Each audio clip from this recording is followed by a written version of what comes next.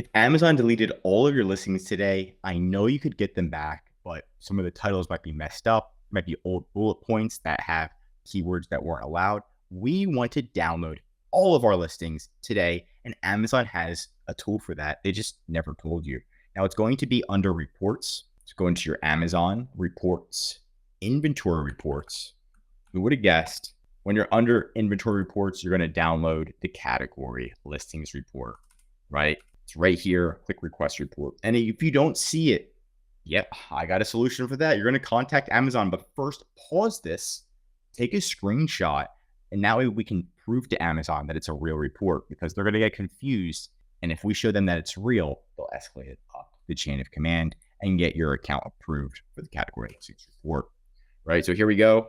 You're going to go into the top right-hand corner, click help. You're like, can't help me. This is what we need. And I said, hello, Amazon. Could you please enable the category listings report, which is also called the reverse flat file for my account? Please see attached. I have an image that shows it, maybe even highlight in yellow so it's impossible for them to miss. And then this is up to you if you want to add this extra stuff. Like I need it because XYZ. Please let me know when it's activated. Done, right? If they don't get back to you in a day, I would open up another case, right? And just say, hey, I want to contact the catalog team directly because I have a batch ID issue. Okay, that's a little bit more advanced, but that's kind of like the whole gist. Now, when you do download it, it might take an hour depending on how many listings you have. Just refresh it. It could take 5 minutes. If you have like under 100 listings, it should take 5 minutes. And it's going to give you every single one of your listings. Now, it doesn't look beautiful, right?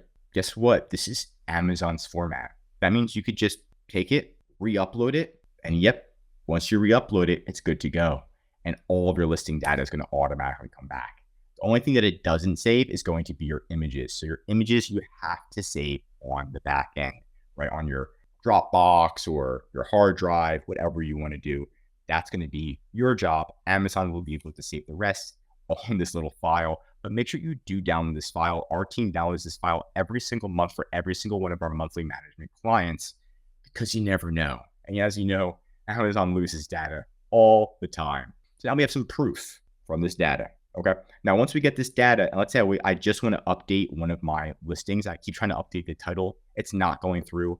I'm mad, right? I'm going to click that. I'm going to update the title. So I'm going to go to the title section right here, and I'm going to update it with what I wanted to say.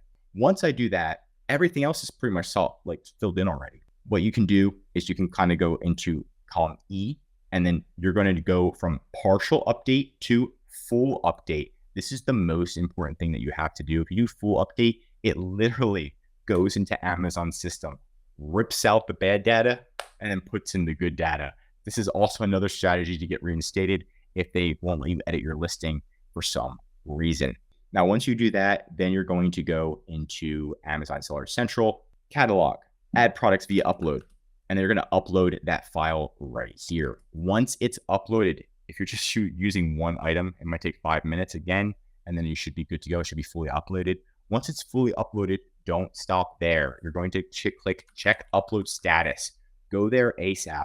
If it says done, then that means everything should be showing. All of your updates should be showing within 24 hours.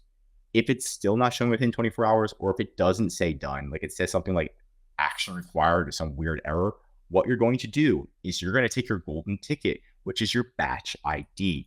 Take that, copy it, save it to your heart, and you're going to go to Amazon Seller Center and you say, look, I got the batch ID. Right when Amazon hears the word batch ID, they automatically know there's a certain team that works with batch IDs, and they're specialized in this. And guess what? This batch ID, they're able to pull this exact file that you submitted, the exact one, and they're able to change it. They're able to add stuff to it and then resubmit it to Amazon, right? So they're able to tell you what needs to be changed. If they tell you what needs to be changed, just get the original file, right, that we have right here, and then just make the changes as needed. And then say, hey, I'm going to resubmit it while you're on the phone. Can we resubmit it?